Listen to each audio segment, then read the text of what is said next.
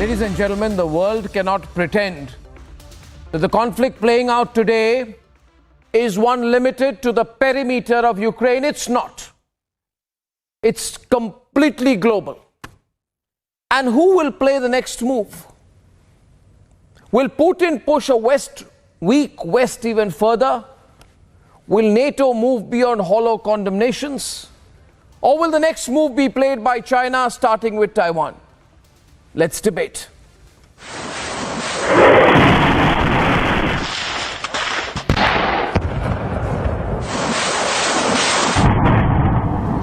The last 17 days of Russian aggression in Ukraine has seen emerging world power equation, and it seems that there is a new world order and American order is ending. I'm announcing that we will join our allies in closing off American airspace to all Russian flights, further isolating Russia and adding additional squeeze on their economy.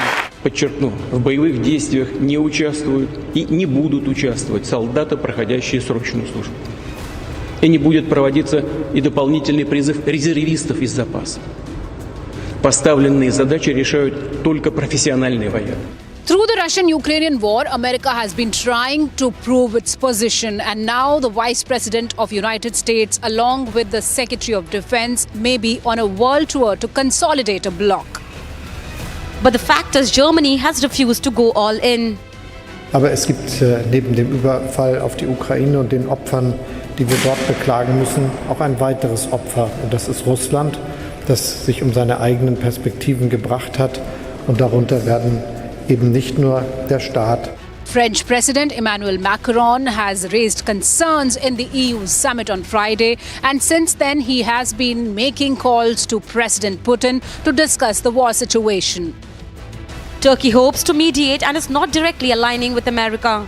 Sonuçta bu toplantı çatışmaların başlamasından sonra Dışişleri Bakanları düzeyinde ilk buluşma özelliğini taşıyor. Öte yandan elbette bir görüşmede mucizeler beklenmemelidir. Ancak siyasi seviyedeki China is leaning towards Russia unapologetically. 生物军事活动早就有严重关切。美国在其境内的德特里克堡基地，在境外的336个生物实验室，到底干了什么？ Belarus has chosen a side. Не надо говорить, переживем, не переживем санкции. Слушайте, мы их переживали сколько угодно. Нам надо отстроить нашу экономику. Обойдемся без них. У нас все есть для того, чтобы нормально жить и работать. As Russia is facing sanctions, Saudi Arabia and UAE are trying to make an opportunity in this crisis. The Saudi Arabian and UAE leaders are not taking calls from America's president, and in the interviews they are saying that we do not care what Biden thinks of us. Even the Ukrainian president is questioning the West. Руйнують наші міста, обстрілюють наших людей, наших дітей, житлові квартали, церкви, школи, знищують все. Whatever is the result of the war, but one thing is very clear, that the world is changing and the era of American supremacy is over. Let's debate.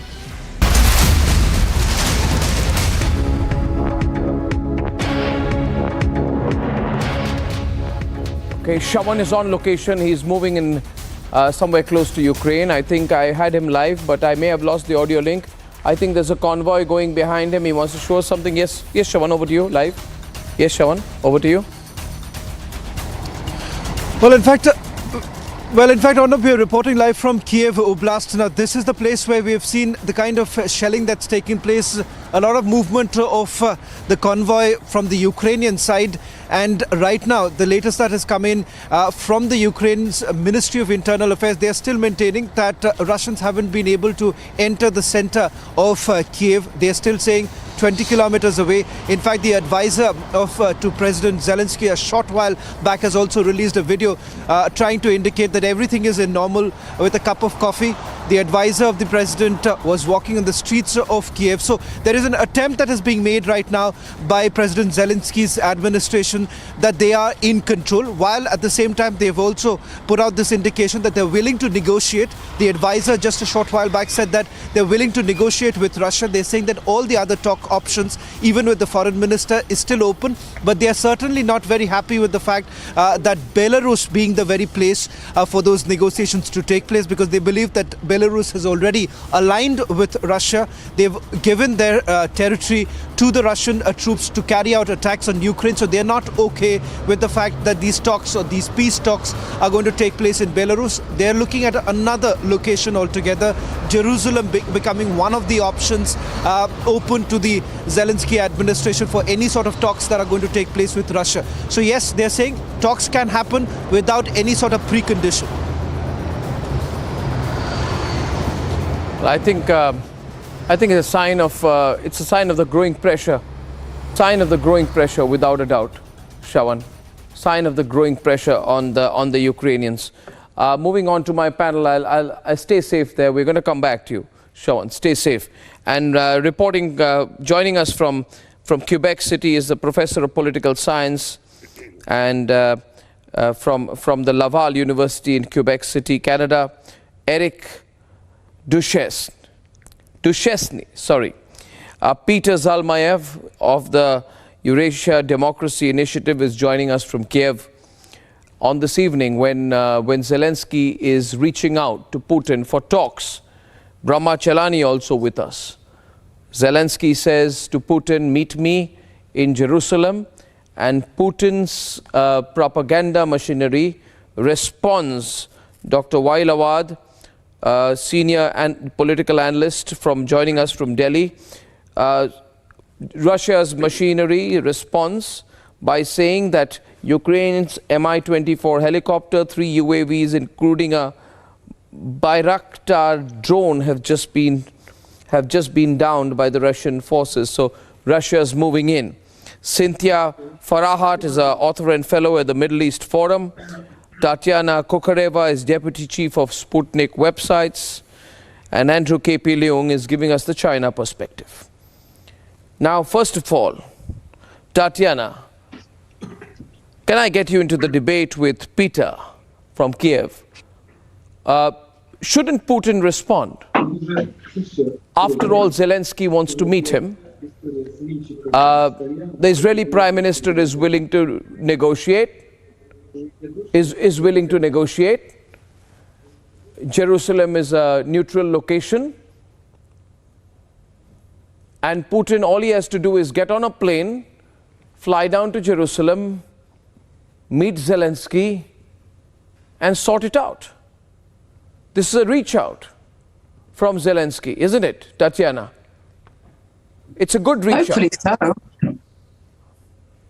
Well, let's hope so, that it's a reach out. But in the meantime, I mean, that happened a couple of hours ago.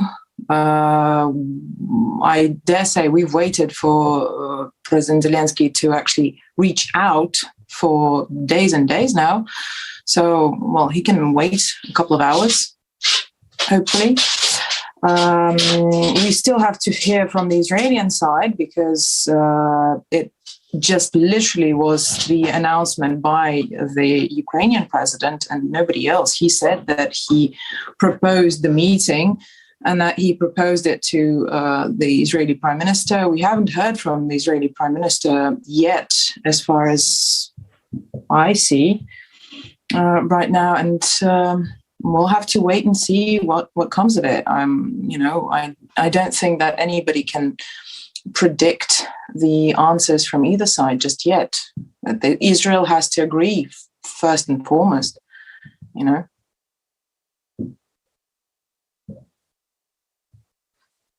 Peter, is this a sign of weakening nerves from Zelensky, realizing NATO is not helping him? I will submit to you quite the opposite is happening. First, well, obviously, civilians are suffering. in Mariupol right now. I mean, this is no idle matter for me, okay, where I am right now. I had a lady come to me. You could probably hear her. She's broken down in tears. Tatiana, I want you to hear this lady's tears. What is happening in Mariupol right now as we're speaking, sitting in our comfortable offices, is absolute Chechnya, it is Aleppo, it is Stalingrad. People are trying, there's 200,000 hostages, essentially, that the Russian forces have surrounded. They're shelling the city. They're starving these people. And you know why that's happening? Because Putin is clearly not achieving any military victory. He thought he would just walk into Ukraine, waltz in, and be greeted with flowers. Everyone hates Russia in Ukraine. Everyone hates Putin. You as Indians understand what it is like to live in a democracy. Once you've lived in a democracy, even with a neighbor like China, you Indians do not want to be a part of China. Imagine if China wanted to take over India. Indians would fight to the last man to protect their democracy. And this is what's happening with Ukraine. As imperfect as we have our democracy, it's a democracy. We do not want a gulag. And that's what Russia is turning under Putin into, you know? And so Putin is desperate. He wants to bring Ukrainians to their knees, and he's shelling civilians. This is the most cowardly way to wage a war. He is earning eternal shame and damnation for his people, for generations to come. People, this is what's happening. Are you finished? Can I step in, Peter? Tatiana, why are civilians being targeted? Why are civilians being targeted? Yesterday, I did ask a Russian panelist that have you fallen short of Russians, that you are now depending on Syrians to fight for you? And now why are civilians being targeted? Arnab, nobody's depending on Syrians to fight for us, first of all. Second of all, I love the fact that they did educate Peter very well in the US. That to portray this, to transmit this lovely, it's like a script, seriously. What's happening in Mariupol and what we've been observing first of all, let's start from the beginning. Mariupol is the hometown of the notorious Azov battalion. The Azov battalion, the neo-Nazis that are wanted for war crimes in Europe, not just, it's not just Russia who's talking about them committing war crimes. So hopefully, Peter, obviously the Russian side is of no relevance to you personally. You're playing for the different side, but it's the Europeans who are admitting that the Azov battalion is guilty of war crimes and crimes against humanity. You can check this out. Maybe it will help you get a better understanding of what's going on in Mariupol. We hear from civilians within the city, that this Azov battalion, they're putting missile launchers on top of buildings. They're literally, they're not letting civilians out. Nobody's targeting civilians. Nobody has targeted civilians so far. And as to the remarks that, President Putin wanted to go in and out, well, look, again and again and again, if somebody wanted to get in and out, we would just bombed it to the ground. The Russian army is more than capable of doing to Ukraine what the US had done to Iraq, what they had done to the parts of Syria that they fought in. The Russian military within this operation has been adamant about the importance. I did not interrupt you, so you're not going to interrupt me, Peter. Can you stay quiet for 1 minute? Oh, thank you very much. That's lovely. The civilian population of Ukraine, specifically of Mariupol, I literally have people that I know personally there, and they've confirmed it, that the Azov battalion, they are in the hospitals, and then they stage it to look like it's been, a hospital has been bombed by Russians, which is preposterous. There are fake news that are being broken down to pieces, daily. We see the same actors being shown as, Russian soldiers captured by the Ukrainian forces. We see bloggers being photographed in maternity wards. And for some reason, there's a maternity ward with just one pregnant woman in it that happens to be a Ukrainian blogger, and she happens to be there photographed, leaving it. It is so disgusting what the Ukrainian side is doing in Mariupol. And I think that you should be ashamed of what you're saying right now, Peter. Let me say something. Do I still have a right to reply? Yes. You should ask our moderator. I mean, this is okay, Tatiana. The entire world is seeing what they're seeing, okay? The footage that is being shown in between us on the screen right now is footage provided by Indian TV crews, colleagues of our host here. They are filming it. Are you going to tell them that, what, they're being duped by Ukrainian actors? They are demolishing buildings just so that the Indian crew has the wrong idea of what's happening. The entire world is seeing it except you Russians, you know? You cannot fool everyone. You can try to impose a blockade on the Russians, and that's what's happened, to prevent them from getting the information, but everyone is seeing it. Why are you telling us that the sky is yellow if we're all seeing it that it's blue? All right? And one more thing, you compared it, you keep trying to bring this kind of parallels and poke Americans in the eyes. I'm not going to defend Americans and their adventures in Iraq, okay? Don't pin me to that. You know, by the way, I'm half ethnic Russian, and right now I'm ashamed of that half, okay? But I'm not going to justify every misadventure America's had. This does not exonerate what Russia is doing right now. Two wrongs don't make a right. The big difference right now when it comes to Putin's own propaganda is that, okay, America was getting involved in the Middle East. He was not getting involved in the brotherly nation of Canada, let's say. Putin proclaimed that Ukrainians are their own people, and now he's bombing them because they did not greet him with flowers.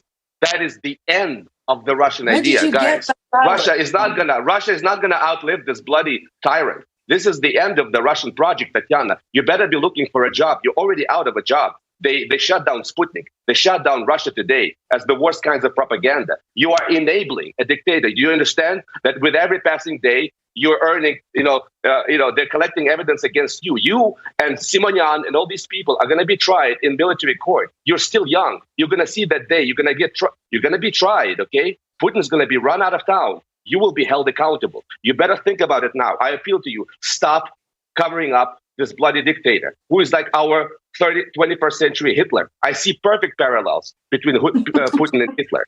Being under no illusion that this is anything else. This is pure evil, and it has to be destroyed. This evil has to be destroyed.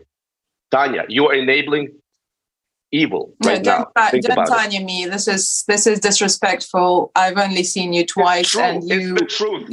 It's the truth. What, the truth? What is the truth? That I'm out of the job. What is the truth? Right. That you're literally... That's what you Russians are trying to tell the world. There's no truth. You're trying to create this reality where there's like no truth. Everyone has a right to his own, ideas. You can have the right to your own, facts. No, I don't think so. There are facts and there are lies. And Russia is an empire of lies. And it's been exposed, and the entire world hate Russia. Why? Yeah. Why? It's not just American and Anglo-Saxons. It's everyone. Everyone has turned on Russia. Everyone. It's the most toxic name in the world right now, to be Russian. It's a fact, Tanya. Again, don't Tanya me. We don't know each other on a personal level. So I would ask of you to use my full name, because I did not allow you to use my name in a shortened version, first of all. And I don't care how old you are. Second of all, the whole world minus China, minus India, minus the whole of Asia and the whole of the Middle East is not the whole world. And this is exactly what we're talking about here. The end of the world order, where the whole world is limited to the US and the countries that follow its every footstep. And it is ending, whether you like it or not. We're getting more and more evidence every single day of the fact that the Ukraine was swarming with weaponry, was preparing for a full-on assault on the Donbas region to annihilate the whole of the civilian population of that region. That, oh, by the way, but you're calling it an anti-terrorist operation. You're not calling it civil war, even. Because obviously you're such a democratic country where killing 13,000 people it's an anti-terrorist operation. Don't you dare talk about Chechnya and disrespect the intellect of the people who are here on this panel and compare Chechnya to Stalingrad and Stalingrad and Chechnya to Ukraine. The Russian military has been and will be targeting the Nazi formations in Ukraine. Hopefully, this is going to end soon. But I'm very sure that until the last of the Azov battalion and the right sector and the crimes that they've committed are very public, Peter, I hope that you can use Google well enough, and there's still internet in Ukraine. If you're still in Ukraine, then you can Google them if you don't know about them. So stop talking about a democracy. I know for a fact, firsthand, how they hunted down Russian speakers in Mariupol, how the right sector was hunting down Russian speakers in 2014 in Kharkov. I know this because I know people who were there, and I know people who were tortured. No, I'm not going to let you speak. So this is, and I'm also, we agree on something for once. I'm also ashamed of that Russian part of you. There is a very, very nice development, I find, between the two of us, that I'm also deeply ashamed about that ethnic Russian part of you, because you sold your soul to the American propaganda and you dare talk about my job. Might you find out right now that Sputnik and RT have not been banned in the US, first and foremost? They're not banning us. They just made Europe ban us. No, we're going to make them ban you. Thank you. Thank you for the reminder. I will make sure that they will ban you. Please do. Please call your employers in the US. Let me just interject. Tatiana, once again, we talked about it in previous programs. You said you know someone from Donbass. I am from Donbass. You're not from Donbass. When was the last time you were there? I'm a Russian speaker from Donetsk, okay? My mother was living up there up until 2015. Do not tell me about any persecution. My family was living there. I am from there. This is a pure fabrication and a lie. None of it happened, period, okay? None, folks, none, zero. Complete fabrication. You go to Kiev, people still speaking Russian. Everywhere in Ukraine, people speak Russian. The president is a Russian speaker and is Jewish, and you want to denazify him? Are you ridiculous? Do you think the world will buy into this? Only the Russians, who you have put an informational blockade on, you deprive them of all sources of objective information. They can believe that. No one believes you because everyone knows it's a lie. It's It's also a ridiculous lie. Completely ridiculous. I don't think Tatiana or Peter, that I will get you to agree on two perspectives, but couple of things out there. I want to stay on this screen, and Tatiana, I don't know if you're seeing the screen, but the pictures you're seeing on the screen, right, have been shot by my excellent, fantastic, world-class reporting crew on the ground. If you want, wherever we have all this footage of homes destroyed, apartments destroyed, innocent people, people who may have had jobs like you and a flat like yours, and the internet connection that you have right now, they might have been like that a week back, Tatiana. Those are their homes, Tatiana.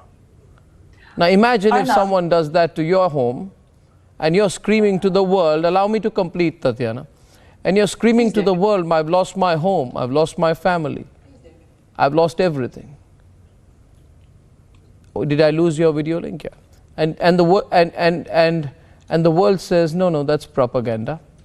So I have hours and hours of footage. I have people on the ground.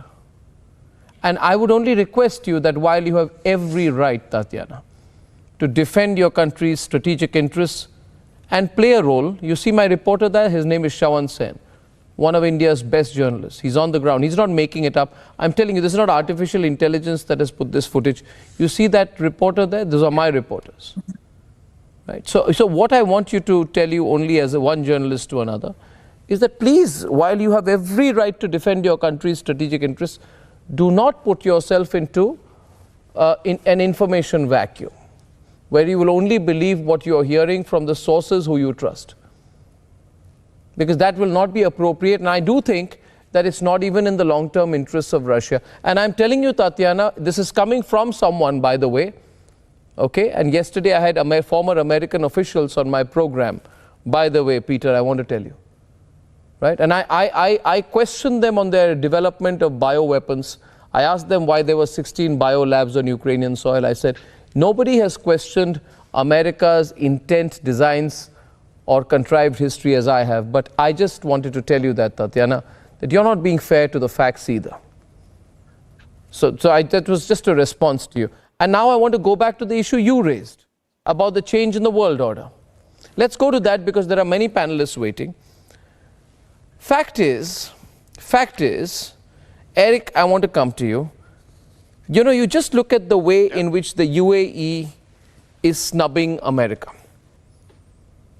Sheikh Mohammed bin Zayed has refused to take Joe Biden's phone calls.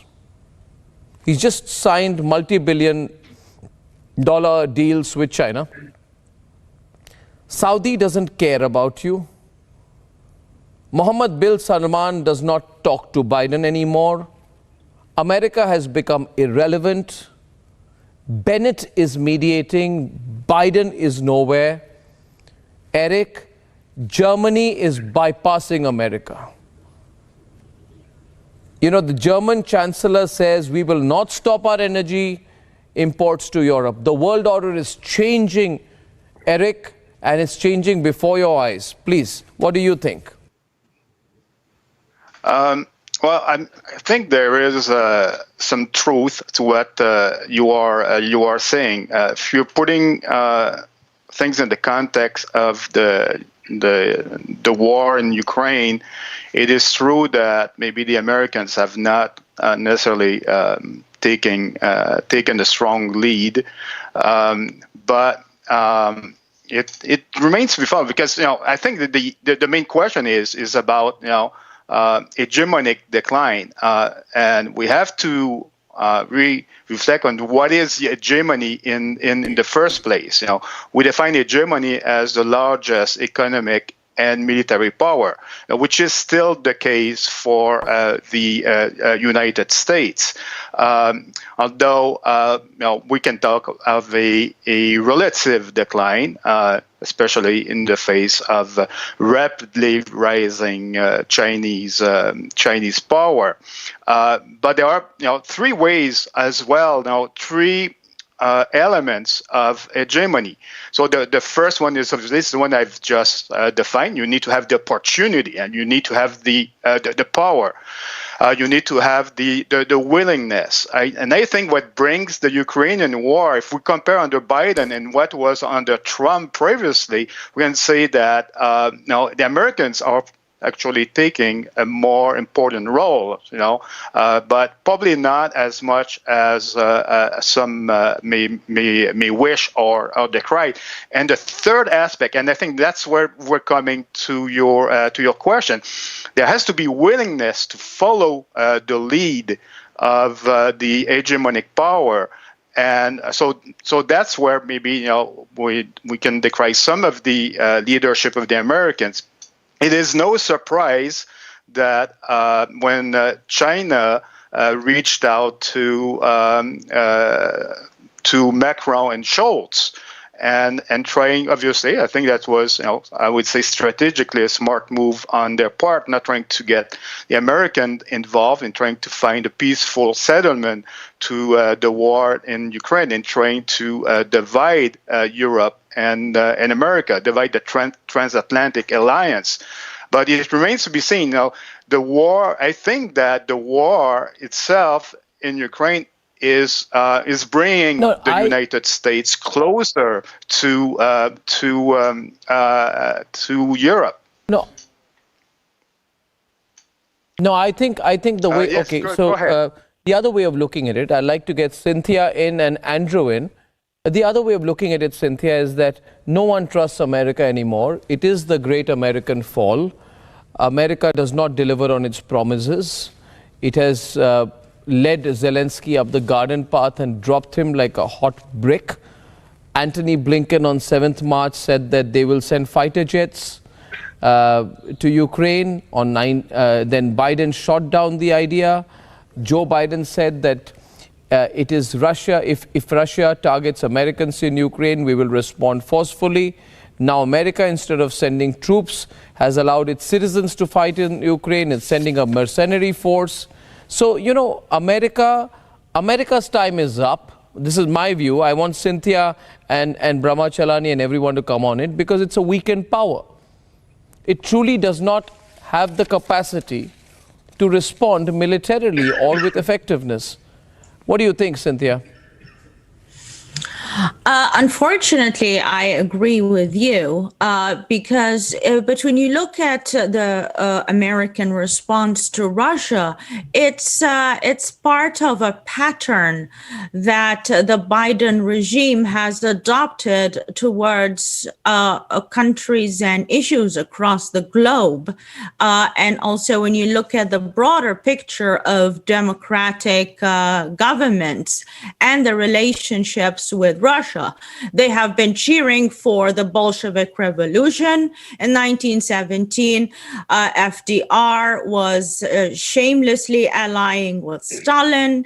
And today he is continuing, Biden is continuing the same exact policy that Democrats have adhered to since the Bolshevik Revolution. So it's nothing new under the sun, except that it's so much more brazen. And the current situation with Ukraine is, we were just talking before that a few months ago about the shameful evacuation from Afghanistan, and Americans are still stranded behind. They turned the country into a jihadist military training camp with the help of Pakistani intelligence and the Qatari government. Turkey right now is getting ready to construct naval base in the occupied northern Cyprus. Turkey is attacking Yazidis and Christians in Iraq, and they're going after the Kurds in Syria. And they have waged war on Armenia.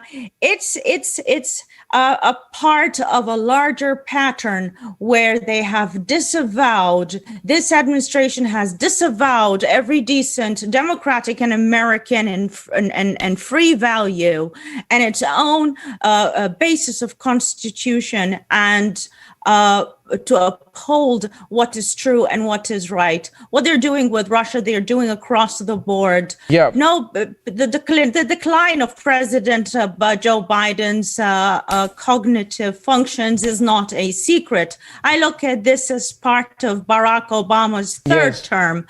That's how I look at it. If you remember, in 2012, he was caught on hot mic telling the Russian president that he's going to be more flexible after the election. So is he being more flexible now through the Biden regime? You know, that's a solid point there, Cynthia. And I was also thinking, Brahma, that, you know, America's time is up, absolutely up. It has been coming for a long time. Because the country is in decline, its education system is in decline, its technology is repetitive, its human resources are questionable, its army is not tested. But more importantly, I think, Brahma, also because, and think about it, viewers, America depends on the world does not depend on America. America overall as a country, Brahma, is more dependent on the world than the world is dependent on America. The whole balance is, America, for example, Brahma, is the largest importer of goods in the world. It imports everything. It doesn't make anything. It just imports everything. And it cannot take on China, people say, because it keeps importing from China. 18%, ladies and gentlemen, almost 1/5 of all incoming goods into America are from China. And there's obviously been an absence of any thinking in America. They haven't thought, Brahma, that if we continue to be a net importer of everything and we have terrible human resources and a demotivated force, where will we be in 10 or 20 years? So I think, I don't know, but our friend is from Canada. America is completely dependent on Canada. Mexico is 14.8% of total trade. So I would even say America needs Mexico more than Mexico needs America. But didn't the Americans see it coming? Well, the American power has been in relative decline for a while now, and that's the reality. The US no longer can call the shots on its own. It needs its allies and partners. And that's the reason why whatever actions Biden has been taking against Russia have been in coordination with allies and partners. But there's a bigger issue, which is that the present international crisis is bad news for virtually every country, other than China, which is likely to emerge as the sole winner, including strengthening itself at America's expense. This is apparent to all except the US. Absolutely. The US is set to accelerate its relative decline by aiding the faster rise of its main challenger. In fact, Zelensky's own advisor, Ustenko, said 2 days ago that China is the only winner from the war in Ukraine. And the fact is that not only is China the only winner from this crisis, but there are also some larger issues that should worry us. The larger issues are the way we are seeing illiberal trends now in Europe, in North America. We have seen how the assets of Russians are being arbitrarily frozen in the way Canada's Trudeau, without due process, froze the bank accounts of protesters and anyone who helped them in Canada. The same way Russians are being targeted. Even though the West is not at war with Ukraine, no Westerners have been killed by Russia, and yet there's a systematic targeting of Russians. In fact, there's state-driven anti-Russian hate. This is really, this is not good for any liberal democracy. And cutting off access to Russia's state-owned media, as the EU is doing, raises the larger question. Is the new era already setting in motion the rise of illiberal democracies in the West? We all talk about a rules-based order, but what we're seeing of late is undermining the rule of law. That's not the way we should be going, even though there is an aggression that needs to be condemned. But condemning that aggression does not mean that you curtail your civil liberties, that you target one nationality, that you arbitrarily freeze assets of Russians. That's not liberalism.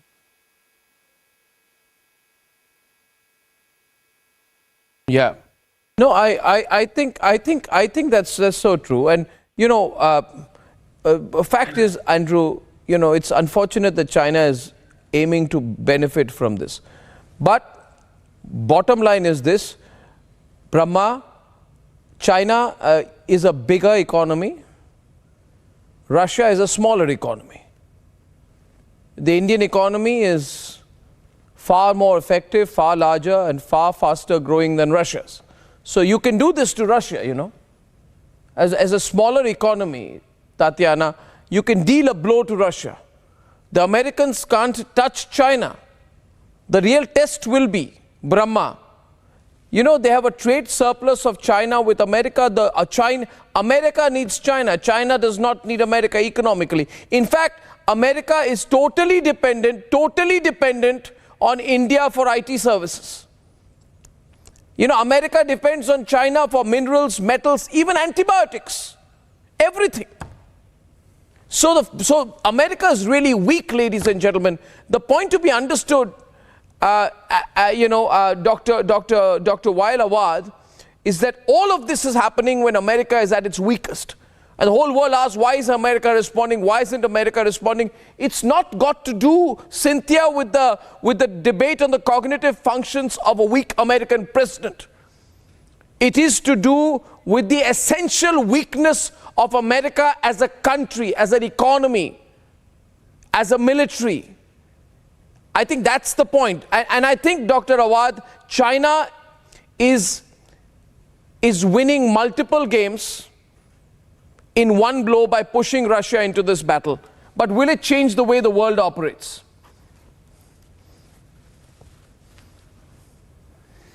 Thank you, Arnab. I think one American official said it once: if the American people knows what their administration is doing outside America, they will have lynched the American presidents and their leaderships. The fact of the matter is that exceptionalism and unilateralism in the United States have been for so long. They have been, violating the international law. And I remember the Iraqi special envoy to the United Nations that time when US and UK invaded Iraq. And I was with the American troop embedded. He torn the international law and he threw it in the dustbin, and he apologized to his student that he has been teaching international law. So let's not be breaching laws when you are not practicing that. And you are now saying that there is a people bleeding in Ukraine. I bleed for the Ukrainian people. I feel sad for them.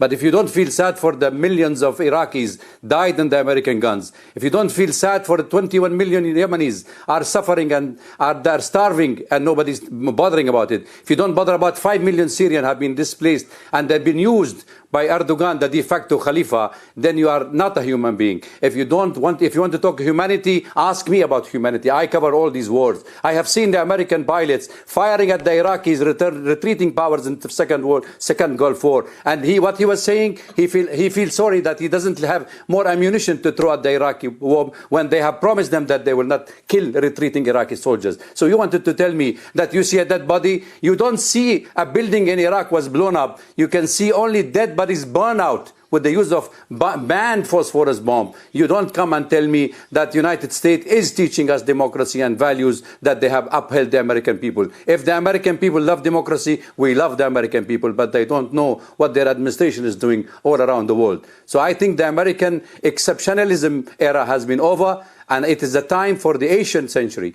Russia, China, India, and all these countries, Euro-Asian, to come together and give to the new world order. The American and the Western dominance in this part of the world has to come to an end. We have suffered enough at the hand of these people. I think, Dr. Awad, I have severe differences, with China. And we all have. As a country, we are against Chinese expansionism. But my view is that matter doesn't begin or end with what is happening now. And the Americans have been trying to tell us, Dr. Awad, for the last couple of weeks, watch out, the Chinese are not your friends. We know the Chinese are not our friends. We know that we are competitors geostrategically, militarily and economically, and as India becomes greater, we will become greater competitors. But the question continues to be on the United States. Eric, is there any thinking in the West that why is the whole world beginning when Russia is bombing Ukraine, the whole world should be questioning Russia. But interestingly, more and more people are actually questioning America, and they're telling America, they're telling America that didn't your President Donald Trump stand there like he'd won a boxing heavyweight gold medal and say, I have eliminated an Iranian general called Qasem Soleimani. That was a terrorist strike by America. America has no business ordering a strike on foreign soil of an Iranian general. But you did it and you thought you would get away with it. The America did. Is there going to be a rethinking, Eric? Is there going to be a rethinking, you think, after all this? I think that you are right on some points that current U.S. foreign policy, and I would say especially starting under the Donald Trump's as a presidency, is not winning a whole lot of hearts. So I agree with this point, but at the same time, I think that now we are so focused on what's happening in Ukraine that we're losing sight of the larger picture. Now, I'll remind you that we could very well have these discussions, all the way back 1970s. In 1970s, that was it. That was the end of American supremacy. And we all know what happened in the 1980s, where through a concert of nations, there was there was the relaunch of the trade negotiations, which led the creation of the WTO. Obviously, the fall of the Soviet Union. So I think that another point where I do agree, and again, because we're so focusing on what's happening in Eastern Europe, I agree that if we're talking about hegemonic transition, we need to keep our eyes on Asia. So that's where, but that's not going to be resolved in a matter of days, or a matter of years, even. And there's still, if we think about you're saying India, what you're saying is that American hegemony will be replaced by Chinese hegemony. That's your basic argument. Andrew. No, that's not my basic. Andrew, tell me. If you let me, if you let me finish, I would say, there are, there are two traps that we need to avoid. I would say the first trap is Thucydides trap, where there would be true confrontations between China. China doesn't want immediate confrontations. China is looking a bit more on the long term. That's the first trap that, God saves us that we're not going to get into that. The other trap is even more dangerous, and that's what you are talking about here, is what we call the Kinderberger trap, talking about now that the next few years will be like the 1930s, where there will be a void of leadership. If there's no leadership by the United States, who else can exert the leadership? I'm hoping that it can be a concert of nations. But oh my God, that's okay. So Eric, that is the let me tell you one thing, Eric, let me tell you one thing. That is where I truly believe that the Americans are fooling themselves so much. You have not been the leaders. You are not the leaders. You will not be the leaders. And I think that Americans should stop fooling themselves and thinking that, their Superman flies around the world. We don't need your Superman. And we are good enough to handle. I mean, how can you? You're a country, you tried to overthrow Fidel Castro's government. And you know what you did with Panama, just to earn the profits from the operation of the canal. You were even aiding terrorists there. You are a weak country today. Not you, as in like you're in Canada, but America is a weak country. Andrew, are you going to be as nice to the Russians when they are totally dependent on you for their food, for their wheat, for their oil imports, for their money, for their credit cards, when Chinese companies will run every aspect, or even the internet connections, when they're going to be totally dependent on you? And as some of our guests said in the previous debate, that Russia will be a dependency of China. Will you continue to be, so brotherly towards the Russians? Because I don't trust the Chinese at all. And I've been saying the Russians should never trust the Chinese, but I don't think the Russians have a choice anymore, do they? Andrew, they have to trust you. China, Beijing, always looks at the world holistically and not only starting from one position. And then I think learning from what America has done, I think Beijing would feel very foolish to replace America as the world hegemon. And I think that China's policy has always been that it's a world of diversity. There are different civilizations, and there are good civilizations. There is no such thing as bad civilization. There are good points and bad points about each civilization. And then each civilization should respect other civilizations, in spite of its perceived defects, but should not use its power to impose another governance or civilization on other countries. And that's the failing of the United States. Now, I don't agree that America is weak. I think most Chinese and most of the leadership in Beijing would accept that America still is the biggest, is the strongest nation on earth, because it is separated by two oceans. It's very rich in natural resources. Its military is still unchallenged, and is a global rich. Cannot be replicated by China. and it's got the mighty dollar. But in spite of all that, I think America has squandered its leadership.